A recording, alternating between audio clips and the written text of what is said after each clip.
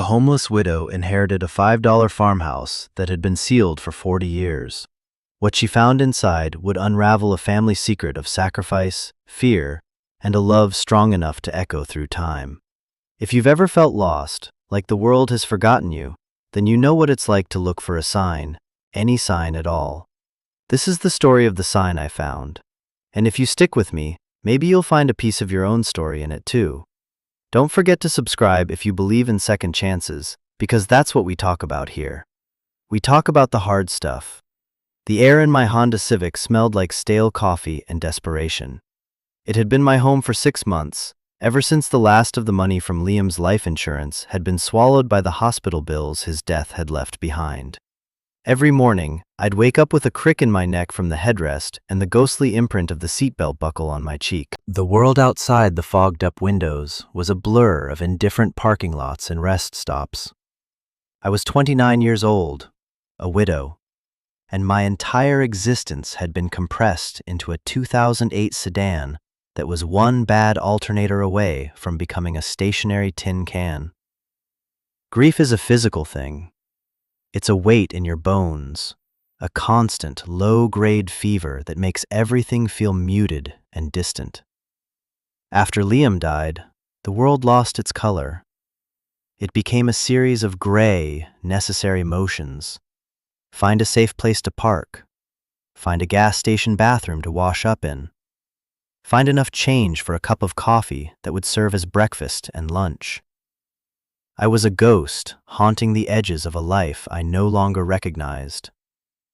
The letter arrived at the P.O. box I kept, the last flimsy tether to a world of addresses and mailboxes. It was from the tax assessor's office of a county I'd never heard of, Sparrow Creek. The envelope was thin and official, the kind that usually brings bad news. I almost threw it away. Bad news was a luxury I couldn't afford. It required energy to process, and I was running on empty. But I opened it anyway, my fingers clumsy from the cold. The letter was dense with legal jargon, but a few words snagged in the tangled net of my mind. Probate, final heir, Liam Caldwell, and Orchard End Farm. It spoke of a derelict property, a blight on the county records for nearly 40 years. It had belonged to Liam's grandfather, a man he'd never met. The property had accrued decades of back taxes, rendering it worthless to the county except for the land it sat on. A development corporation, monolithic and faceless, was set to acquire it. But there was a clause, a dusty old municipal ordinance designed to prevent rural decay. As the last known heir, I was entitled to claim the property. The cost was a $5 filing fee. The catch was a mountain.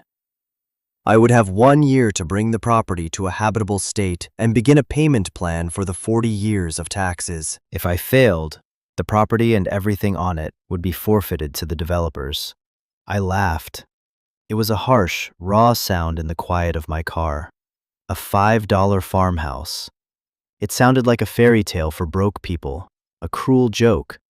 I had $7.25 in a cup holder. The $5 fee was manageable. The rest of it, the taxes, the repairs, the very idea of a habitable state was an impossible dream. But then I looked around my cramped, cold car. I looked at the condensation tracing patterns on the glass, patterns of my own breath, proof that I was still here. What was the alternative? Another 6 months of this? A year? The slow, grinding erosion of my soul until there was nothing left but the shell of a person.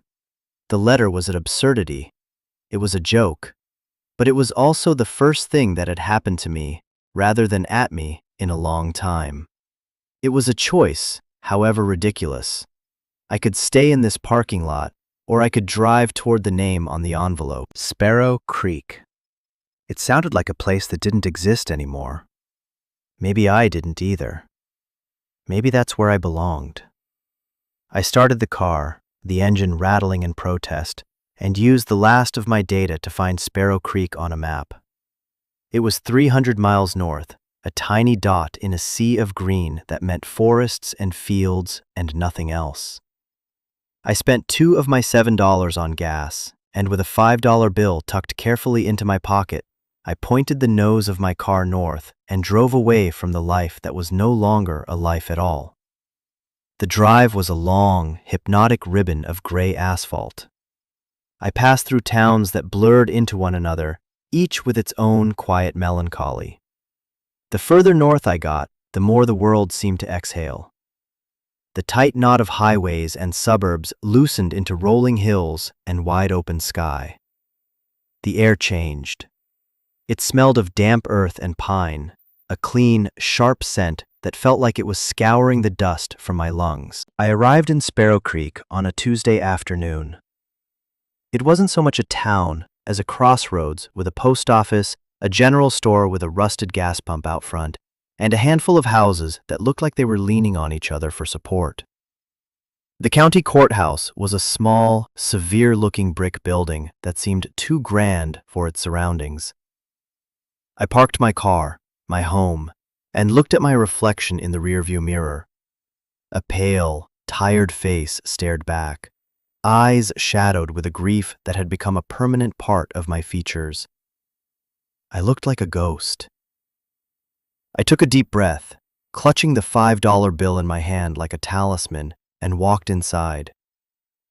The air inside the courthouse was warm and smelled of old paper and lemon polish. A woman with a kind, weary face directed me to the clerk of records, a man named Arthur Abernathy. His office was a cramped space, a canyon of filing cabinets and teetering stacks of manila folders. Mr. Abernathy himself was a man who seemed to be made of the same materials as his office, a little worn, a little faded, but sturdy and functional. He had silver hair and glasses perched on the end of his nose. He looked at me over the rims, his expression unreadable. "You're the Caldwell heir?" he asked, his voice a low, gravelly hum. I nodded, unable to speak. I felt like a fraud, an imposter claiming a name and a place that meant nothing to me. "I'm Ilara, Liam's wife." He nodded slowly, his eyes softening with something that looked like pity. "I'm sorry for your loss, ma'am." Liam's name came up on the ancestry trace. We were sorry to learn of his passing. He gestured to a chair, a rickety wooden thing that groaned under my weight. He spent the next hour explaining the situation in plain English, cutting through the legalese of the letter. The farm, Orchard End, had belonged to Arthur Caldwell, Liam's grandfather. 40 years ago, he and his wife, Eleanor, had simply vanished. The house was boarded up, the taxes went unpaid, and the property fell into a legal limbo. Their only son, Liam's father, had died years ago in a car accident, long before Liam was even a thought. The county had tried to trace any living relatives for decades with no luck. Now, with the pressure from the developers, they had done one last exhaustive search. And they found Liam. And then me. "It's not a gift, Mrs. Caldwell," Mr. Abernathy said, his voice gentle but firm. "It's a burden, a heavy one. The back taxes amount to nearly $50,000. The house, well, the house hasn't been touched in 4 decades. We sent a surveyor out to the property line last year. He didn't go inside. Didn't have to. Said it was a teardown. He slid a photograph across the desk. It was grainy and faded, but the image was clear enough. A 2-story farmhouse, once white, now a peeling, spectral gray. The windows were dark, vacant eyes, covered with weathered boards. The porch roof sagged like a broken jaw. It was surrounded by a sea of overgrown weeds and skeletal-looking trees that clawed at the sky.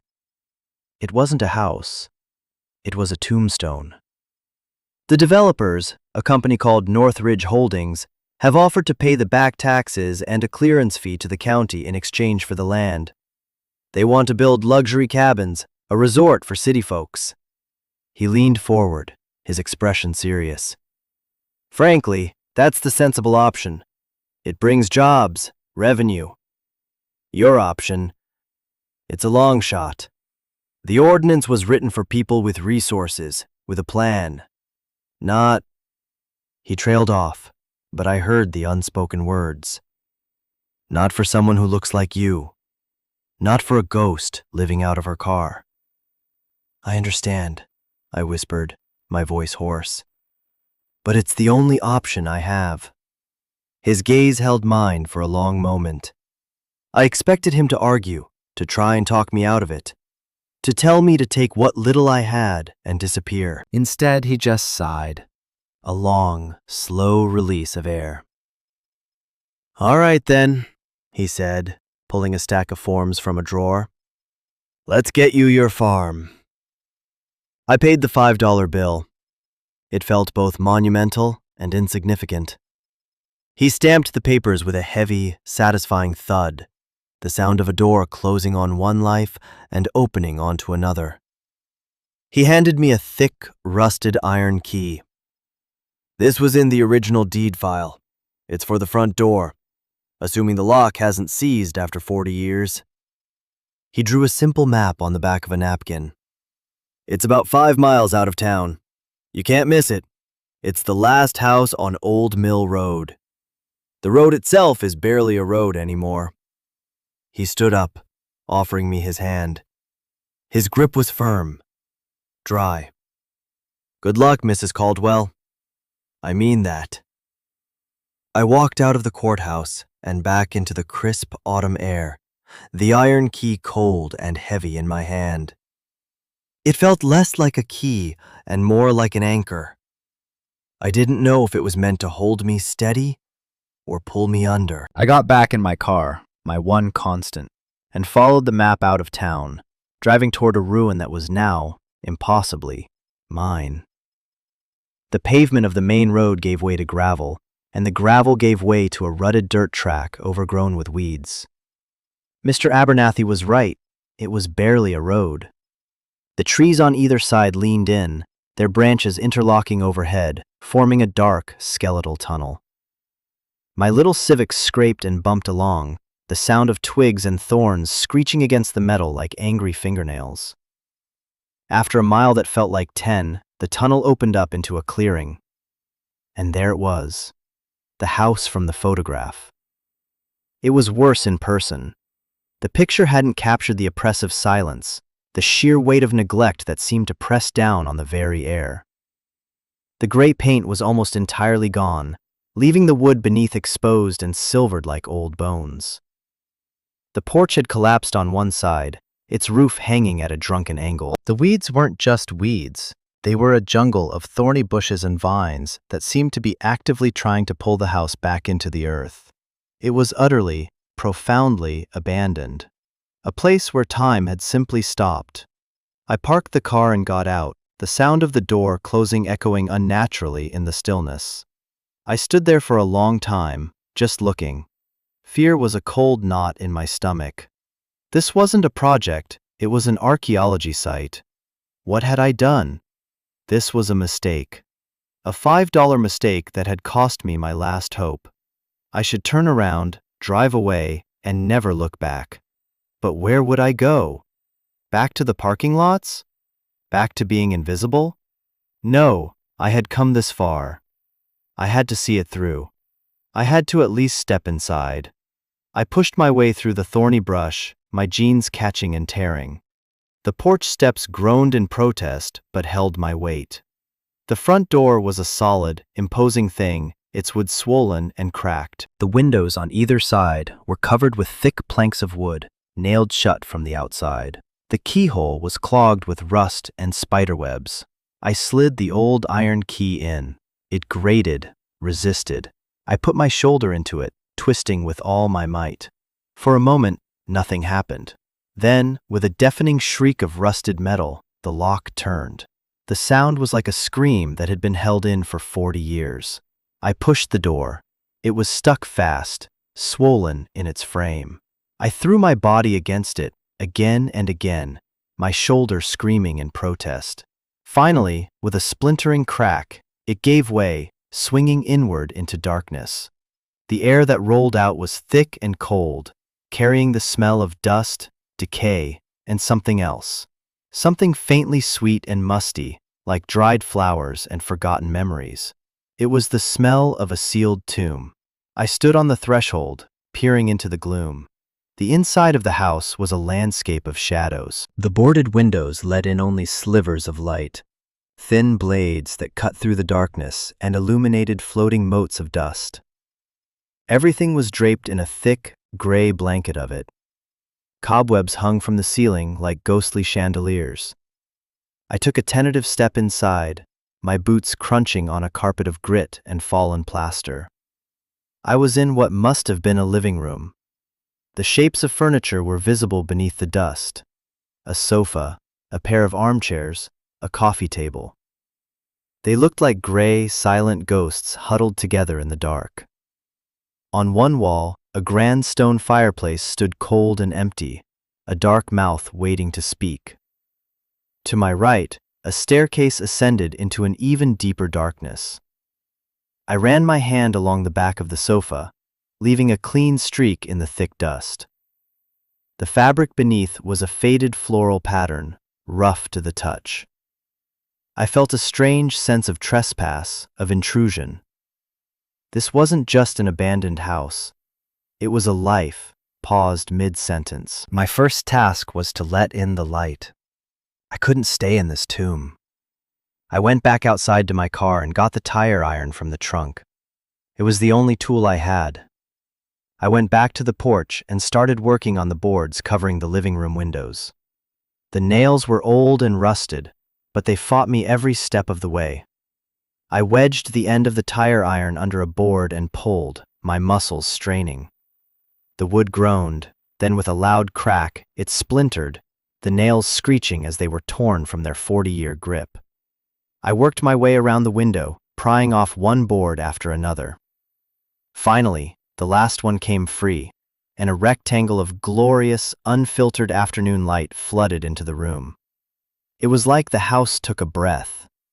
The dust motes, previously invisible, now danced in the sunbeam like a million tiny stars. The light revealed the full extent of the decay. The wallpaper, a pattern of faded roses, was peeling away from the walls in long, curling strips. The plaster ceiling was stained and cracked, with a large section having fallen onto the floor.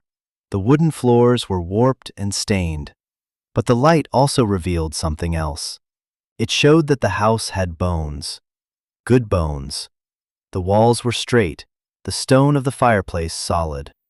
Beneath the grime and decay, there was a structure that had been built to last. I spent the rest of the day prying boards off the downstairs windows, one by one. Each window opened was a small victory, a battle won against the darkness. By the time the sun began to set, the entire ground floor was filled with the warm, golden light of evening. It was still a wreck, but it was a wreck I could see. I could begin to map it out in my mind. That night, I didn't sleep in the house. I couldn't. It still felt like a stranger's place, a place holding its breath. I slept in my car, parked in the driveway, but it was different. I wasn't in a random parking lot. I was home. Or at least, I was at the address that was supposed to be home. The next morning, I began the real work, cleaning. I started in the kitchen. It was a time capsule from another era. A pale yellow refrigerator with a rounded top, a heavy enamel stove. The countertops were covered in a thick layer of grime. I found a bucket in the pantry and a stiff bristled brush. There was an old hand pump at the sink, and to my astonishment, when I worked the handle, it coughed and sputtered and then produced a stream of rusty, then clear, cold water. It must have been connected to a well.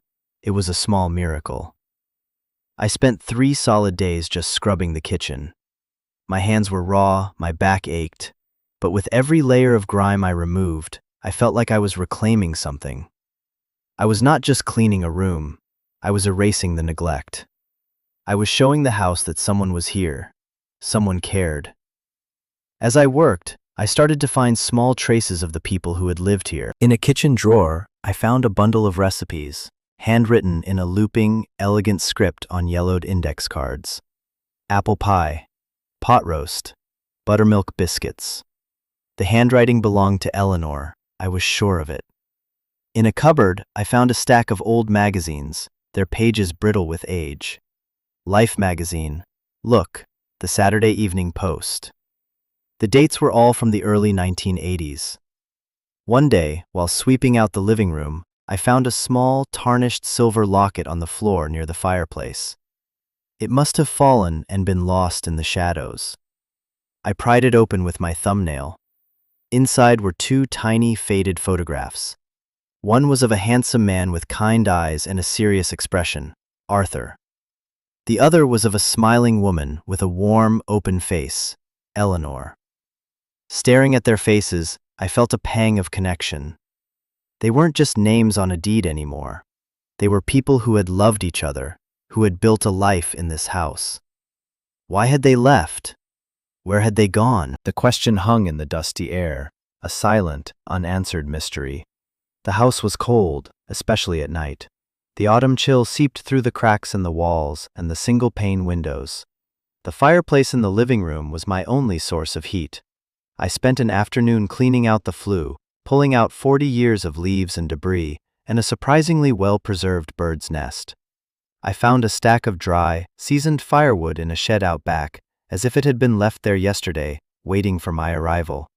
That evening, I built my first fire. I sat on the floor, wrapped in the sleeping bag from my car, and watched the flames dance and leap in the hearth. The fire pushed back the cold and the darkness, filling the room with a warm, flickering light. It was the first time the house felt less like a tomb and more like a shelter. It was the first time I felt a flicker of something I hadn't felt since Liam died. Hope. It was a tiny, fragile thing, like the first spark of the fire, but it was there. And in the quiet of that old house, surrounded by the ghosts of a life I didn't know, it was enough. The days fell into a rhythm. Wake up with the sun, work on the house, scrape, scrub, sweep, repair.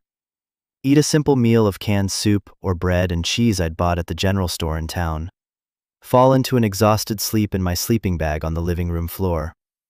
I was slowly, painstakingly, bringing the house back to life. Or maybe it was bringing me back to life. The physical labor was grounding. It left no room for the spiraling thoughts of grief and despair that had consumed me for months. I couldn't afford to be sad when I was balanced on a ladder, patching a hole in the ceiling. I couldn't afford to be hopeless when I was wrestling with a stubborn window frame that refused to open.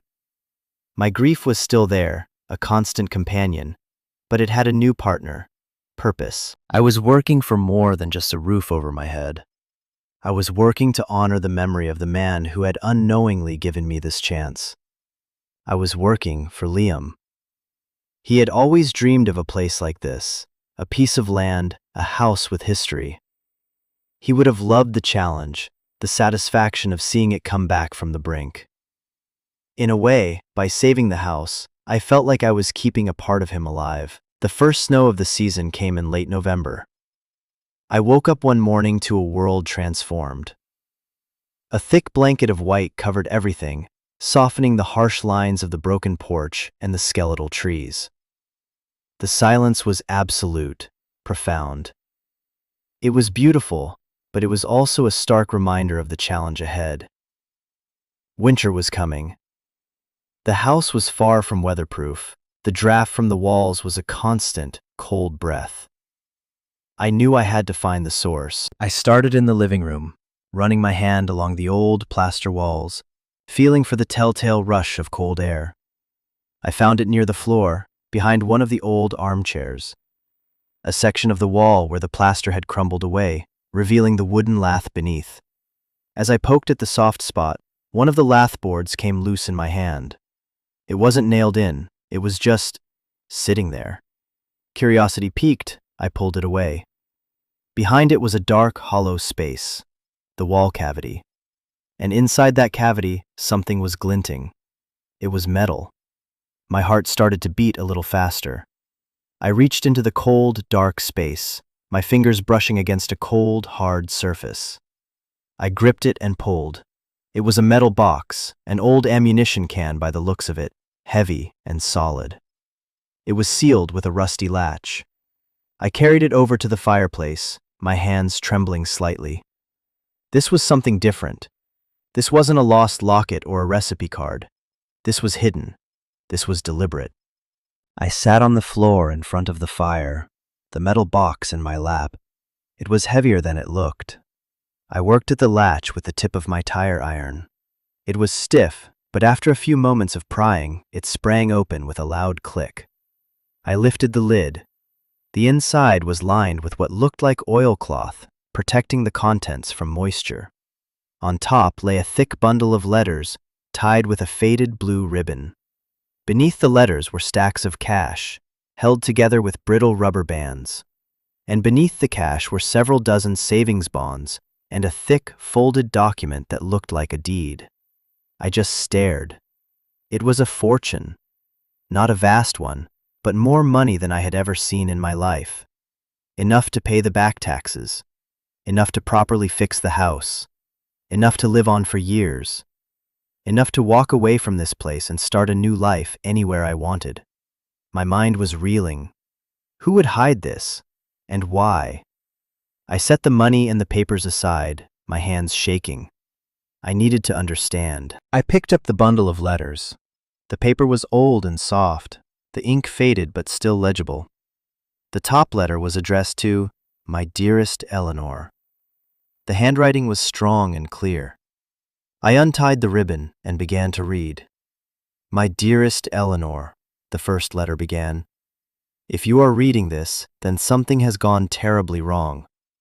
I have not returned, and you have found this box as we planned. I pray this letter finds you and our boy safe. Do not grieve for me for long, my love. There is no time for that. You must be strong now. You must do exactly as I say." I read on, my heart pounding in my chest. The letter, dated October 1983, was from Arthur. He wrote that he had gotten involved with the wrong people.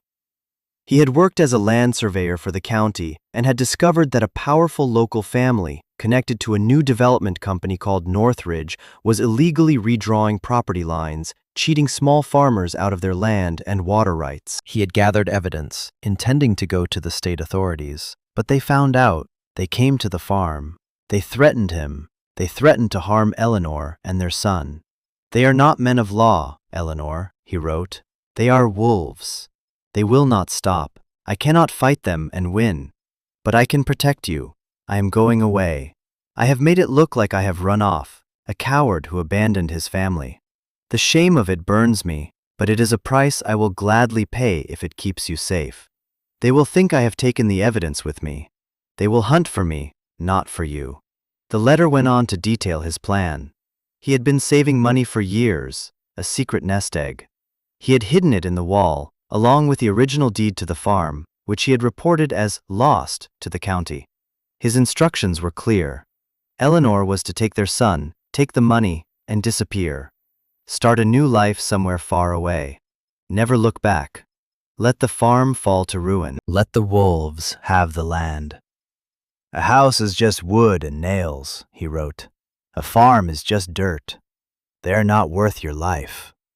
Our life, the one we built, is in our son. It is in the love we share. That is the only inheritance that matters. Forget this place. Forget me. Just live. Be happy. That is my final wish."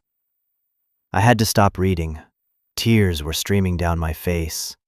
I cried for Arthur, for his impossible choice. I cried for Eleanor, for the terror she must have felt.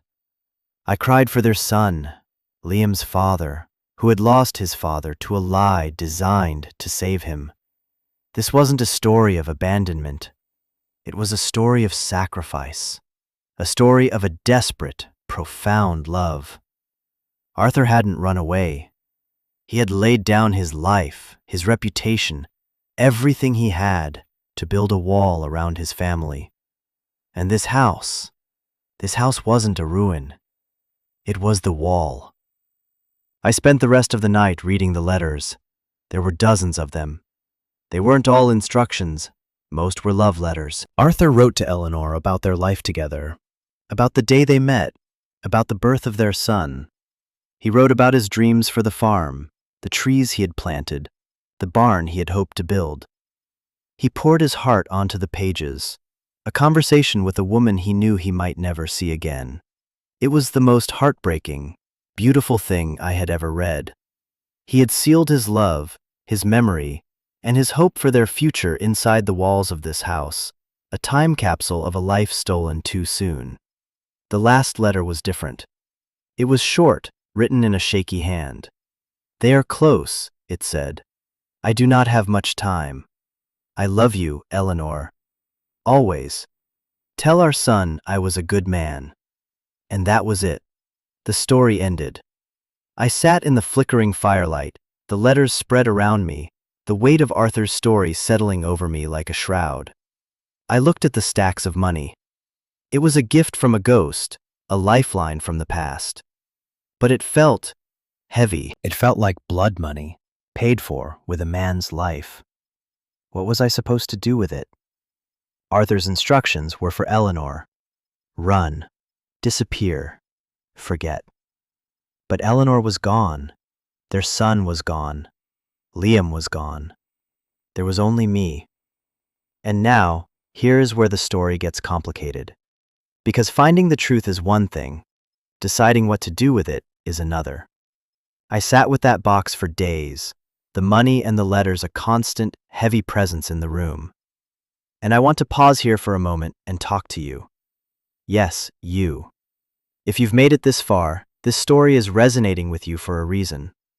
Maybe you've had to deal with a complicated inheritance, not of money, but of stories, of secrets. We all have ghosts in our family history, don't we? People who made sacrifices we never understood, who made choices that echoed down through the generations. Have you ever uncovered a secret that changed the way you saw your entire family? That made you question everything you thought you knew? Let me know in the comments. I read every single one.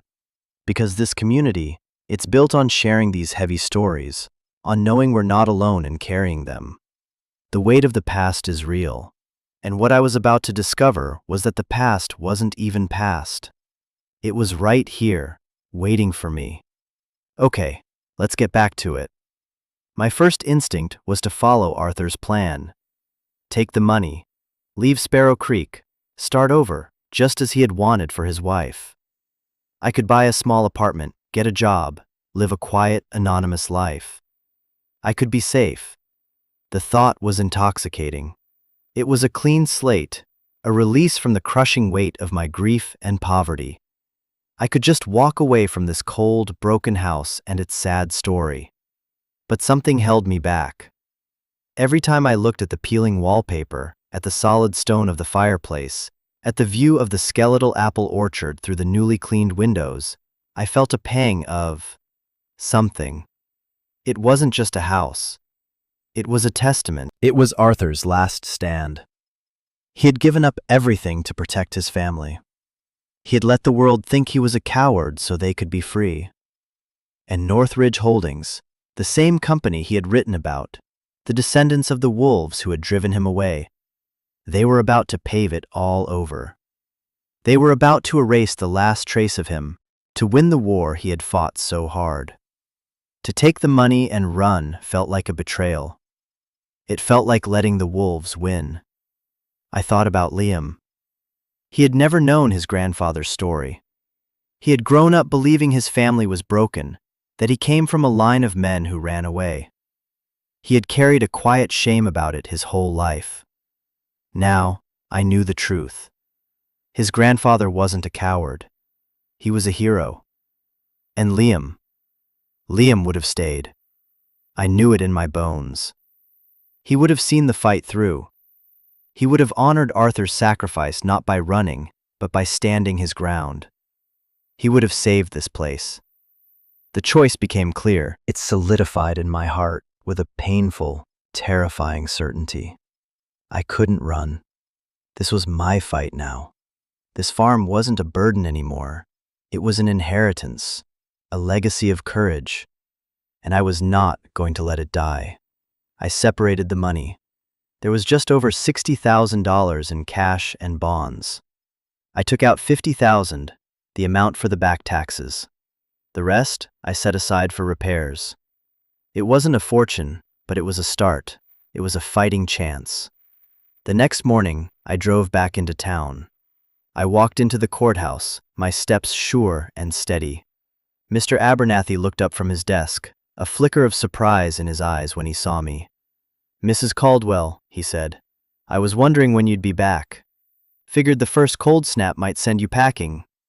"I'm not leaving," I said, my voice clear and strong.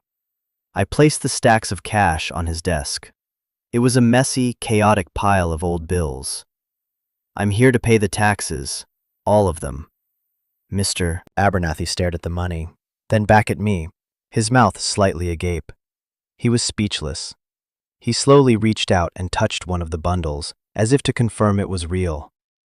Where in God's name did you get this?" he asked, his voice a whisper. "I found it," I said simply. "It was in the house. It was left for me." I didn't tell him about the letters, about Arthur's story. Not yet. That was my ace in the hole. For now, the money was enough. He spent the next hour counting the cash, his movements slow and deliberate. He ran the bills through a counting machine twice. The final tally was just enough to cover the principal amount of the taxes owed. The interest and penalties could be put on a payment plan, he explained, now that the debt was secured. He typed furiously on his computer, printed out a series of documents, and stamped them with a final, echoing thud. He handed me a receipt. "It's done," he said, looking at me with a newfound respect. "The lien is lifted. Northridge can't touch it. The property is yours, free and clear, pending the payment plan." I walked out of the courthouse feeling 10 feet tall. The first battle was won. But I knew the war was far from over. Northridge Holdings wouldn't give up that easily. They had wanted this land for 40 years. They weren't going to be deterred by a piece of paper. The consequences of my choice arrived a week later in the form of a sleek, black SUV that crunched its way up my overgrown driveway. A man in an expensive suit got out. He was tall and polished, with a smile that didn't reach his cold, calculating eyes. He introduced himself as Mr. Davies, a representative from Northridge.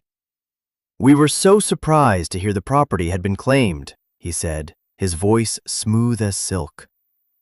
"And even more surprised to hear the taxes had been paid. You must be a very resourceful woman, Mrs. Caldwell." He didn't offer condolences for my husband. He didn't ask about my situation. He went straight to the point. He offered to buy the farm. The offer was generous. It was enough money to change my life completely. "Think of it," he said, gesturing to the dilapidated house. "You could be free of this burden.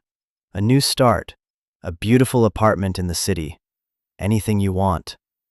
It was the same temptation all over again, the easy way out. "The farm is not for sale," I said, my voice steady. His smile tightened. "Mrs. Caldwell, perhaps you don't understand. This house is a wreck. It's a money pit. The cost of repairs, of making it truly habitable, will be astronomical. Our offer is more than fair. It's a gift." "No, thank you," I said. His demeanor shifted. The silken voice became edged with steel. "This is a prime piece of real estate. It will be developed. It's inevitable. You can either walk away with a fortune, or you can be buried under the weight of this place. We can make this very difficult for you. Zoning permits, building codes, historical preservation statutes. There are many ways a project like this can fail." It was a threat, veiled in corporate jargon. He was telling me that the wolves were still here, and they had sharper teeth now. They had lawyers and regulations on their side. "I'll take my chances," I said, and I closed the front door in his face. The encounter left me shaken, but also resolute. They had shown their hand. They were bullies, and I was not going to be bullied. I knew I couldn't fight them alone. I needed help. I went back to Mr. Abernathy. I told him everything. I showed him the letters. I told him Arthur's story about the land fraud, the threats, the reason he had disappeared. As he read the letters, his face grew grim. He remembered the stories from 40 years ago, the rumors about that family, about their aggressive land acquisitions. "This changes things," he said, his voice low. "This isn't just a property dispute anymore. This is evidence of a crime." He told me he would start digging. He would look into the old property records, the original surveys Arthur had mentioned. He would act as my legal counsel. "They picked a fight with the wrong woman, Mrs. Caldwell," he said, a small, determined smile on his face. "And with the wrong county clerk." With the legal battle in Mr. Abernathy's capable hands, I turned my attention back to the house. I had a small amount of money left for repairs. I had to make it count. I couldn't afford a big crew, so I hired a local handyman, a grizzled old man named Ben, who had been recommended by the woman at the general store. Ben had lived in Sparrow Creek his whole life. He showed up in a battered pickup truck, took one look at the house, and let out a low whistle. "You got your work cut out for you, little lady," he said, but there was a twinkle in his eye. He remembered the Caldwells. He had been a boy when they disappeared.